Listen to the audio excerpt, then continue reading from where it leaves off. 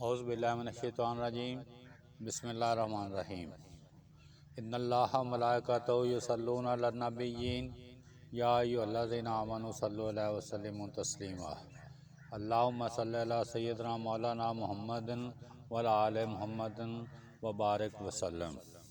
السلام علیکم دوستو، میں ہوں آپ کا اپنا حکیم فاروق۔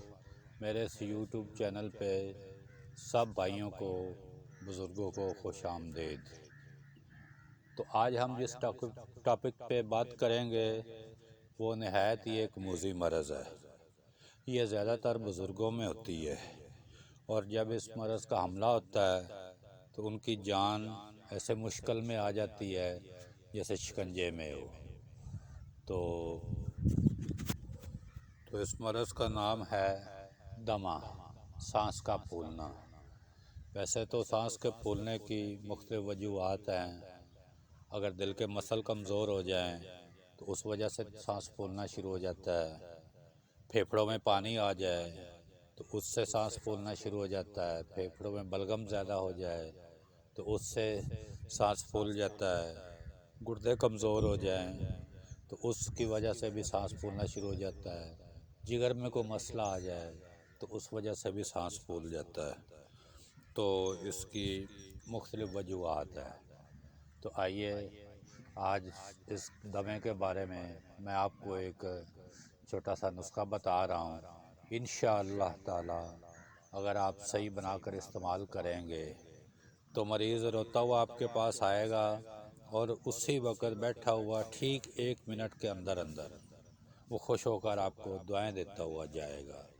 ایسا کامیاب نسخہ زندگی میں نہ آپ نے کبھی سنا ہوگا، نہ دیکھا ہوگا، جو میں آج پیش کر رہا ہوں۔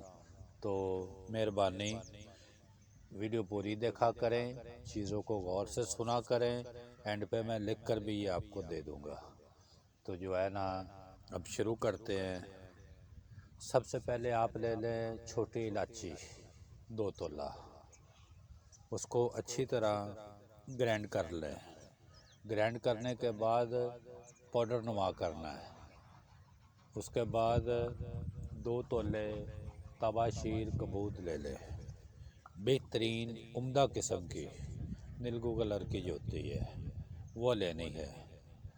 یہ دونوں چیزیں باریک کر کے مکس کر لیں۔ اس کے بعد اسپرین پاؤڈر، یہ بھی پنساری سے عام مل جاتا ہے، یہ لے کر 1 تولہ اس میں شامل کر دیں۔ یہ تینوں چیزیں جب مکس ہو جائیں تو پھر اس کے بعد آدھا تولہ 7 لیموں یہ لے کر شامل کر دیں، اور سب چیزیں مکس کر کے ایک ڈبی میں رکھ لیں۔ تو آخر میں 4 تولہ مصری، اس کو بھی باریک کرنا ہے اور یہ بھی اس میں شامل کر دیں۔ یہ سب چیزیں الگ الگ باریک کرنی ہے، یکدم اکٹھی کر کے گرینڈر میں نہیں، دوری ڈنڈا میں یہ باریک کرنی ہے۔ اگر شوگر ہے آپ کو تو مصری استعمال نہ کریں، بلکہ یہ دوسری چیزیں باریک کر کے ایک ڈبیا میں رکھ لیں، اور جس وقت بھی آپ بیٹھے ہیں، سوئے ہوئے ہیں، محسوس ہو رہا ہے کہ اب دم ہونا شروع ہو گیا ہے، تو اس وقت آپ آدھی چمچ دوائی نکالیں، منہ میں رکھ لیں، اور جیسے ٹافیاں ہم چوستے ہیں ایسے چوسیں۔ انشاءاللہ تعالی بفضل خدا اسی وقت اسی جگہ پہ بیٹھے بیٹھے آپ کو سانس کا آرام آ جائے گا۔ تو یہ بہترین نسخہ ہے، ایک بہترین چٹکی ہے دمے کے لیے۔ اس کے علاوہ آپ یہ چیک اپ کروائیں اپنا، یہ کس وجہ سے ہو رہا ہے۔ دل کی وجہ سے ہو رہا ہے تو دل کا علاج کروائیں۔